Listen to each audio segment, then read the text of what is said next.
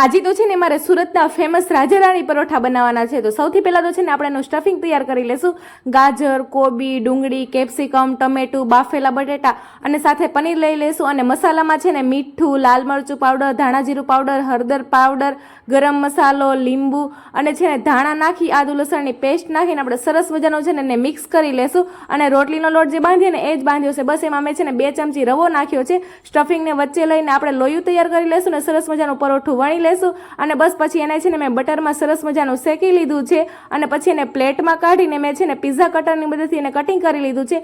અને એ જ તવીમાં છે ને મેં પાછું બટર નાખ્યું છે, સ્ટફિંગ તૈયાર કર્યું એ નાખ્યું અને મેયોનીઝ થોડું નાખ્યું ને સરસ મજાનું 2 મિનિટ છે ને શેકી લીધું છે। અને એ સ્ટફિંગને છે ને આપણે પરોઠાની ઉપર પાથરી લેશું। એમાં ચીઝ ખમણી લેશું અને ધાણા અને ચાટ મસાલાથી આપણે ગાર્નિશ કરી લેશું ને આપણું સરસ મજાનું રાજારાણી પરોઠું તૈયાર થઈ ગયું છે। જો તમને રેસીપી પસંદ આવી હોય ને તો લાઇક, શેર એન્ડ સબસ્ક્રાઇબ કરી દેજો। હર હર મહાદેવ।